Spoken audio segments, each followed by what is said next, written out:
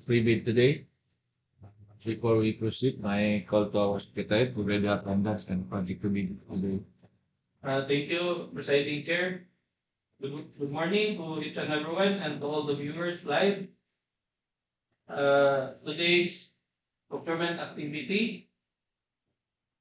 Oh, I'm sorry. Today's private conference for contract number 24 JC 0054. Repair maintenance of Dohinob River Revetment 2. Barangay President Norte. Phase 1.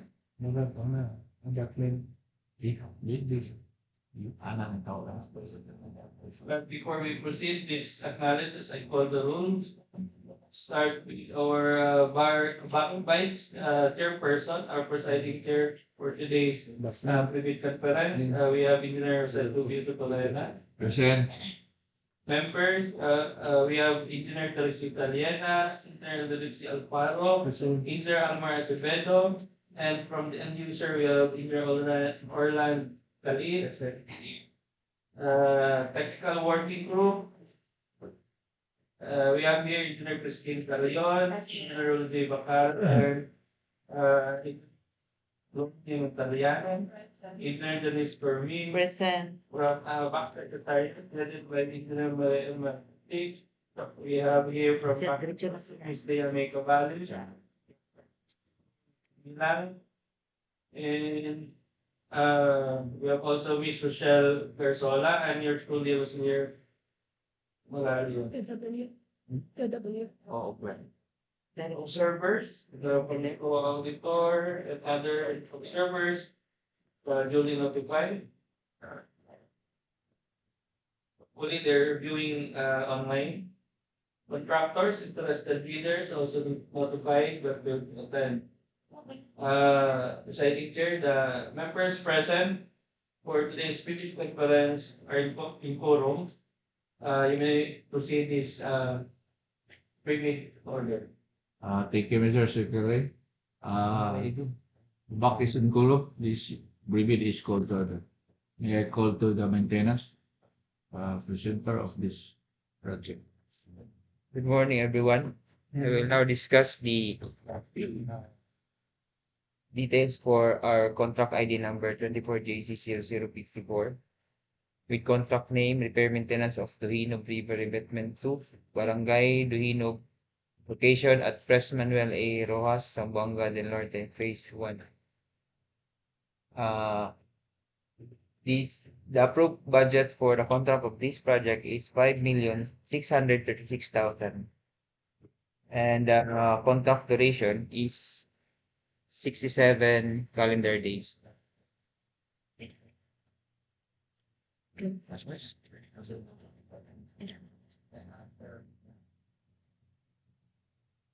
The items involved in this project are the following: B5 project billboard, B9 mobilization and demobilization, 101 removal of structures and obstruction, 17021A structure excavation common soil, 17041B embankment from barrow, 17111 stone masonry, 17122 concrete slope protection, 17131 rubble concrete, 17166A structural steel sheet piles furnish, and 17162 structural steel sheet piles driven.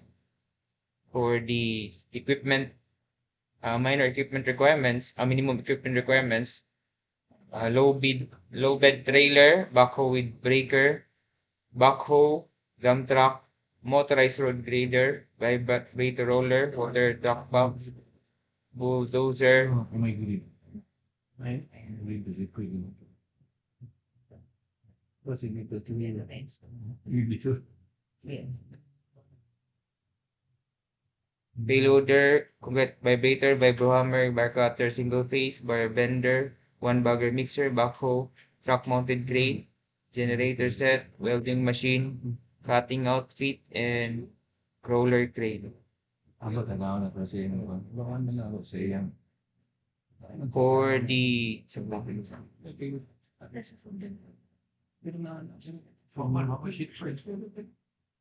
wala na ako.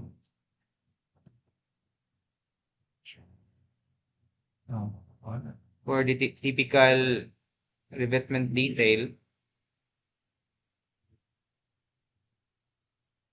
this is our typical revetment detail for our revetment. For the dimension of our stone masonry, it has 1 meter by 0.4. The back slope will be 2 meters. Back slope, the top of the revetment is 1 meter. And the front slant height is 3.9 meter. There's 3 poles included using PVC with 75 mm diameter, staggered at 200 meter interval with 0.06 cubic meter of gravel bags in polyester non-woven filter cloth. And for our steel sheet pile, the required length is 600 mm driven. Our pile cup dimension is 0.5 and 0.6. And we are using the U-type steel sheet pile. My bro. There is also included one set of stairs in every 50 meter of blood control structure. That's all for the minimum typical requirements for our blood control. Thank you. Saan na siyang location? Location sa... Dohinob, Asan Dohinob? along upstream of Dohinob River, Dohinob River sa Dohinob Bridge. May jut ano? But mean a Ganun siya. but mean a Dito ko sa dito. So along siya sa abutment A is upstream. Katong na damage portion na katong. Yes sir. Last, Atubangan sa atbang atong kuani atong nadam Cruz, Gilbert Cruz, di ba? Oh. Ang atong tabok. Takbangan ka tabibi. Katabi. Trabaho. Thank you, Mr. Senator. May I call to our documentation and engineer permits.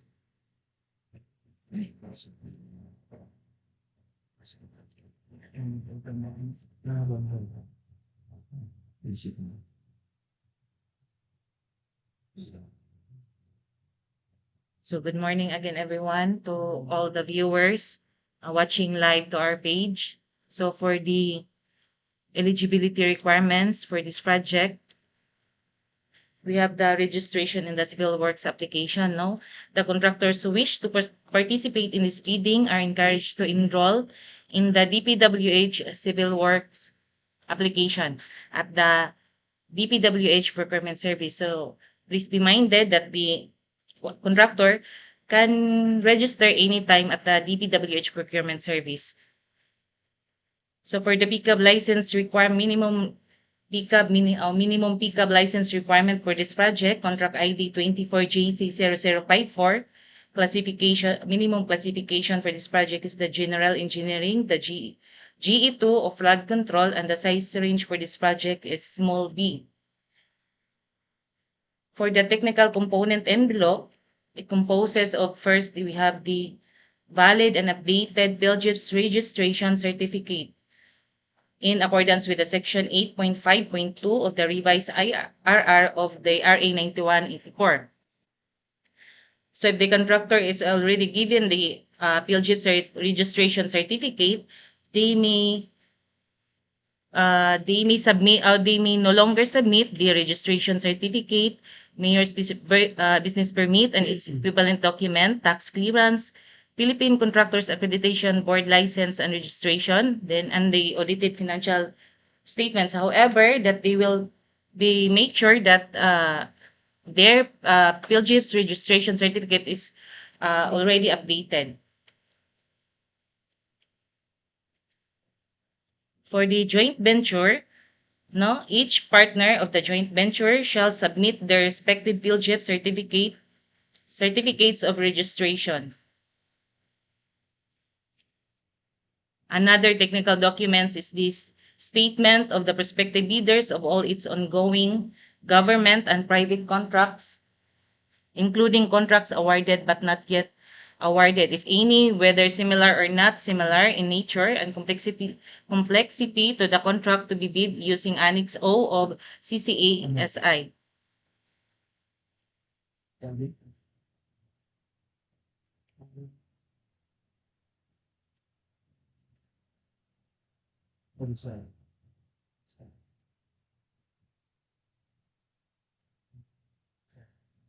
The following documents shall be submitted together with Annex N, the Certificate of Completion, the CPS final rating, and the least satisfactory Certificate of Final Acceptance, Notice of Award, and Notice to Proceed, contract agreements with copy of scope of works and contract cost, an approved bill of the quantities, joint venture agreements stating percent participation of joint ventures. Submit this document only if the prospective bidders is not yet enrolled in the CWA or wishes to update their eligibility documents. The bidder will be eligible if it had done the single largest completed contract containing a category or categories of work which is the same or similar to the major categories of work, and those value adjusted to current prices using the PSA consumer price indices must be at least 50% of the ABC of the to be bid.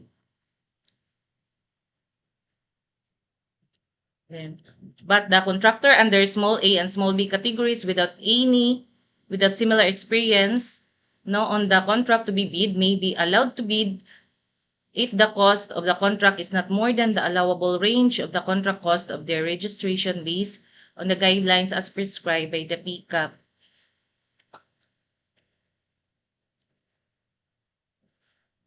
So for the major and similar categories, for the contract ID 24JC0054, the category of work code is the FCSPS.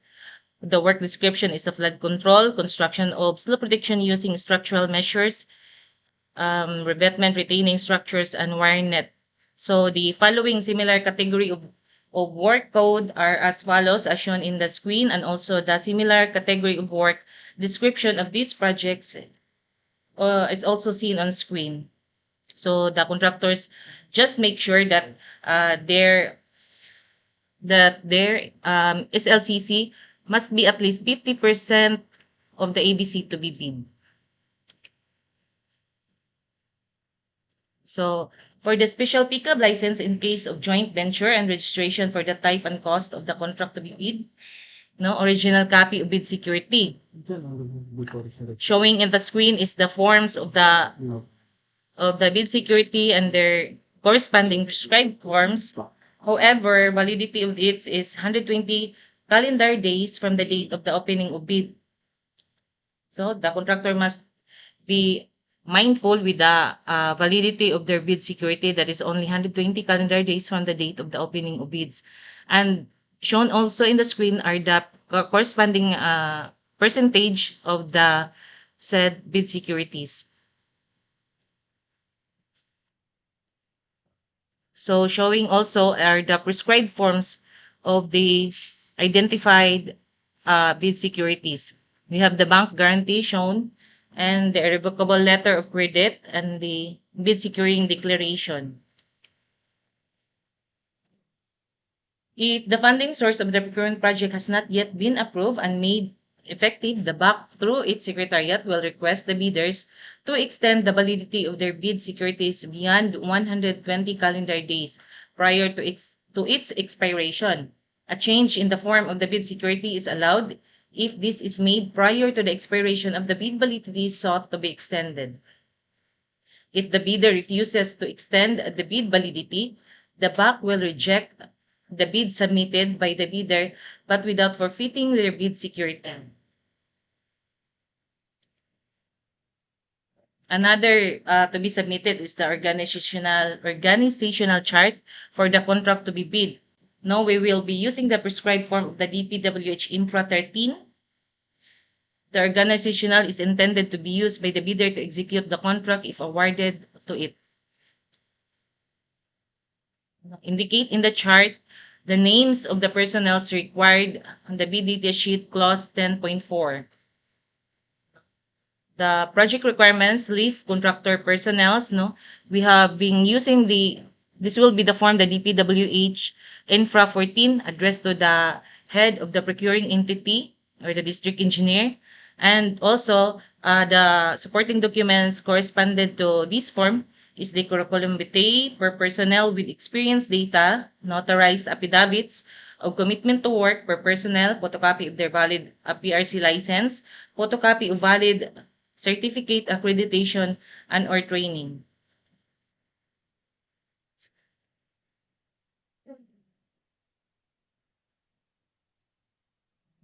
So for the list of contractors, key personnel for this project, we required for the one project engineer, the materials engineer, a safety officer, first aider, and a foreman. Minimum similar experience are shown in the screen, and also minimum years of total experience, similar and related, are already shown in the screen.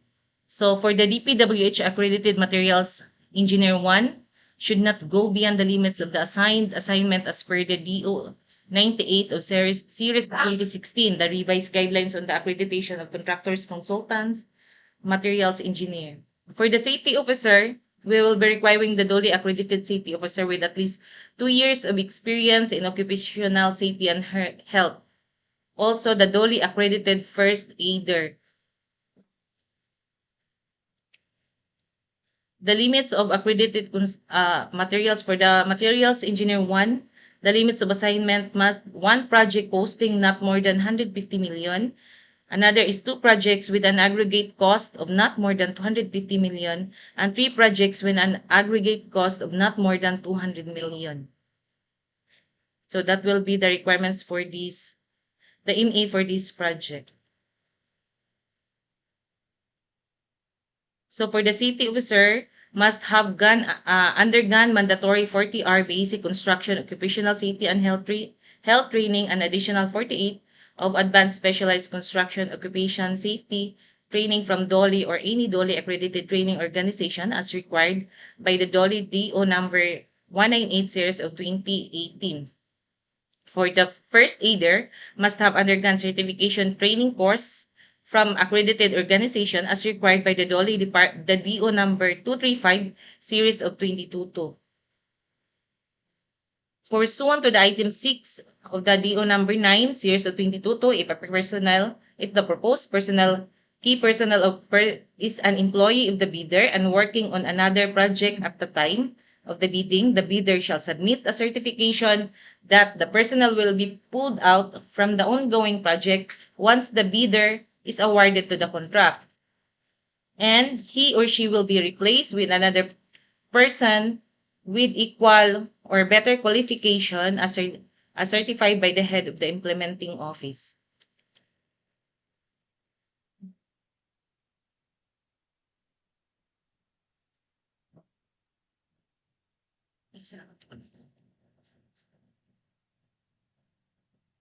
The bidder may propose a key technical personnel who is not an employee, provided that said personnel is required to submit a certification that he or she will work for the bidder if it is awarded to the contract under the bidding. No personnel shall be assigned to more than 1K personnel.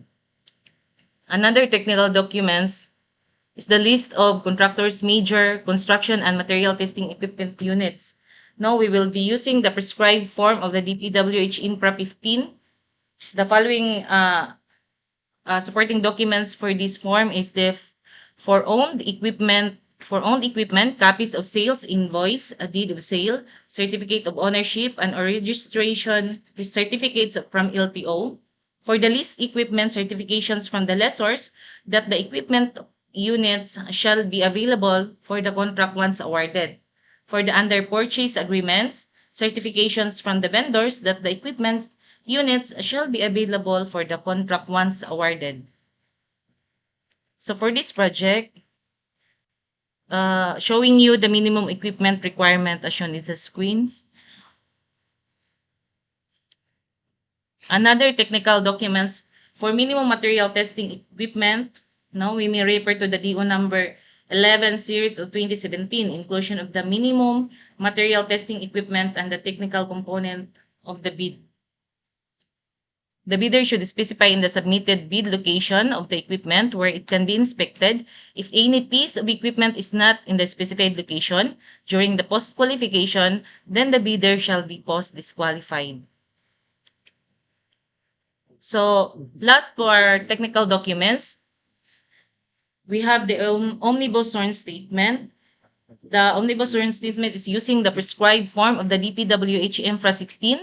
No, the latest Omnibus Sworn Statement is composed of 10 statements. No, additional documents for this, for corporation, partnership, and cooperative, submit additional document, original notarized secretary certificate. For joint venture, original special power of attorney of all members of the joint venture, giving all power and authority to its officer to sign the OSS and do acts represent the bidder. For the financial documents, no, for the computation of the net financial contracting capacity, the NFCC is calculated as follows. For the NFCC, we have the current asset minus current liabilities times 15 minus the value of all the outstanding and uncompleted portions of the project under ongoing contracts, including awarded contracts yet to be started, coinciding with the contracts to be bid. During the opening of bids, the contractor in FCC will be determined using the DPWH contractor profile eligibility process or the CPEP and subject further proposed qualification.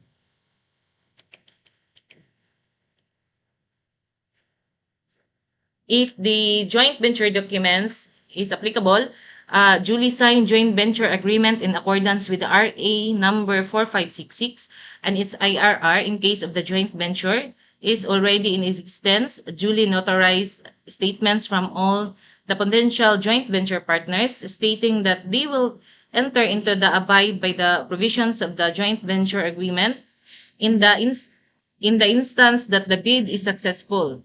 Each partner of the joint venture shall submit their respective PhilJet certificate of registration. The submission of technical and financial eligibility documents by any of the joint venture partners constitutes compliance provided that the partner responsible to submit the NFCC shall likewise submit the statement of all its ongoing contracts and audited financial statements. And for the second envelope, we have the financial component envelope. So, for the financial component envelope, we have the financial bid form, no? We will be using the prescribed form of the DPWH Infra 9. Failure to sign.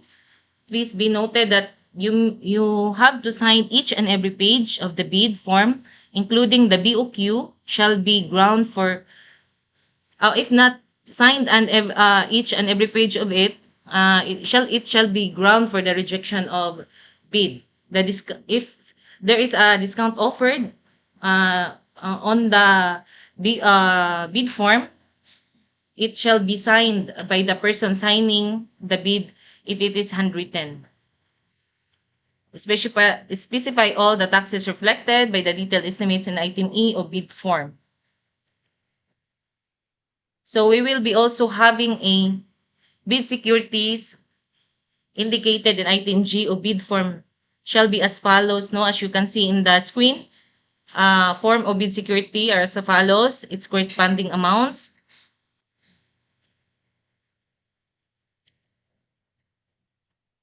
Another in the financial component is the bill of quantities. For the BOQ, no, we will be using the prescribed form of the DPWH Infra 17 and the DPWH Infra 18. For the DPWH Infra 17, it is the BOQ itself, and the DPWH Infra 18, that would be the summary of the bid prices summary. So, the bidder shall not change the entries under pay item number, pay item description unit, and quantity, which are set by the procuring entity.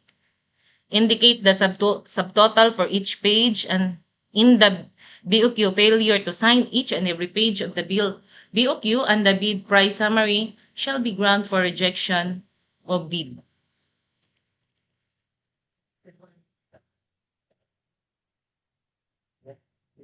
So for the detailed estimate shall include the summary sheet indicating the unit prices of construction materials, labor rates, and equipment rentals used in coming up with the bid. All bidders shall be required to include the cost of all taxes such as but not limited to value-added tax, income tax, local taxes, and other fiscal levies and duties which shall be itemized in the bid form and reflected in the detailed estimates. And last is for the financial documents is a component is the cash flow by quarter. We will be using the DPWH, the prescribed form of the DPWH Infra 19 shall be based on the duration of the procurement project.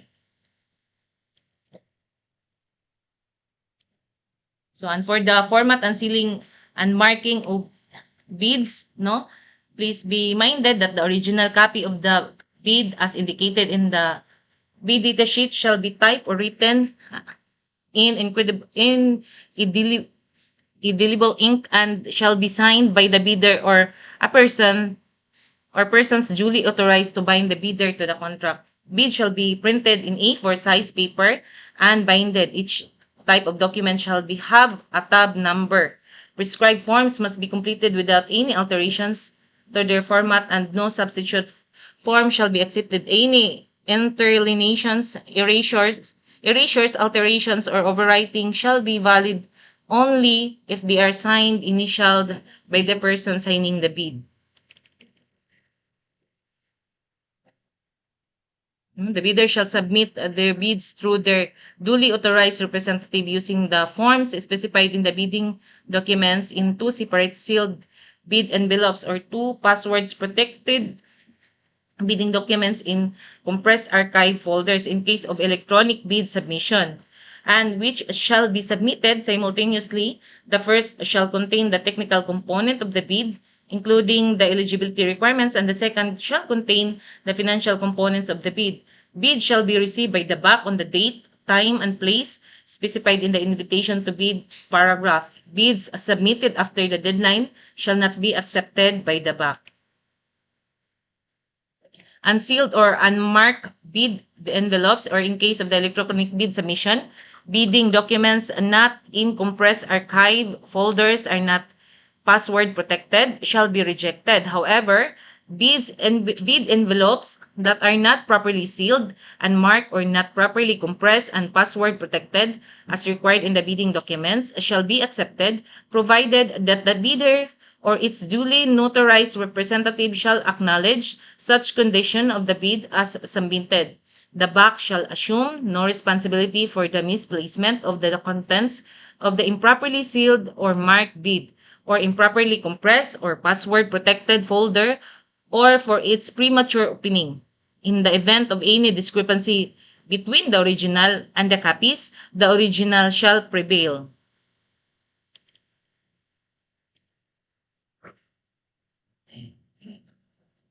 Aside from the original copy, the bidder shall submit 4 copies of the technical and financial components of its bid.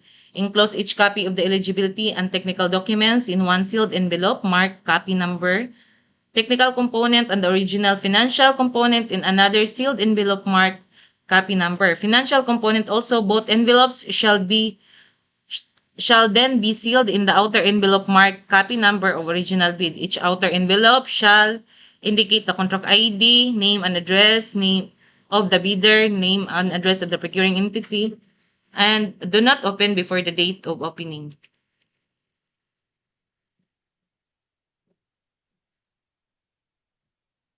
The original and technical financial documents copy envelopes shall be contained in one main envelope. The main envelope indicate the contract ID, the name of the and address of the bidder, the address of the procuring entity, and it shall not be open to the date of opening.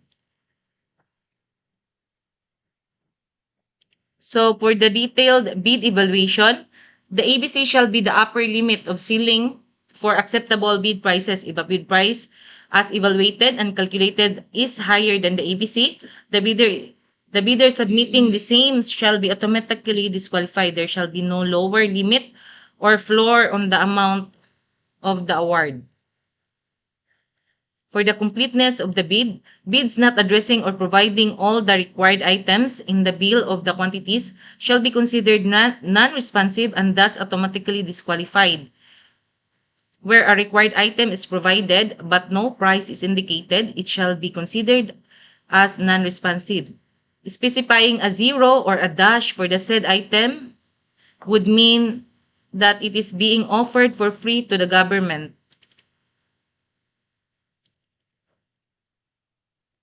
And for the arithmetical corrections, bid prices in figures versus words, the bids prices in figures shall prevail.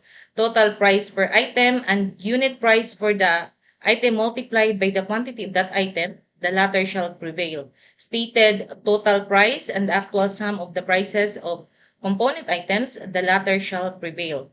Unit cost in the detailed estimate and unit cost in the bill of quantities, the latter shall prevail. Discrepancy also between the original and the copies, the original shall prevail. Mr. Chair, I guess that would be all for the documentary requirements for this project. Thank you, Ma'am Janice. May I call to our secretary to read the schedule of this opening of bids. Yes, we're planning here to all interested bidders viewing today live online to adhere to the stipulated deadline for bid submission. Opening and preliminary examination will be on April 17, 2024 at exactly 10 a.m. at Procurement Unit, DPWH First District Engineering Office, Bacolod City, as clearly outlined in the bidding documents. That's all, Freddy. Thank you, Mrs. Secretary. Any motion for adjournment? Mr. Chair, I move to close this previous conference.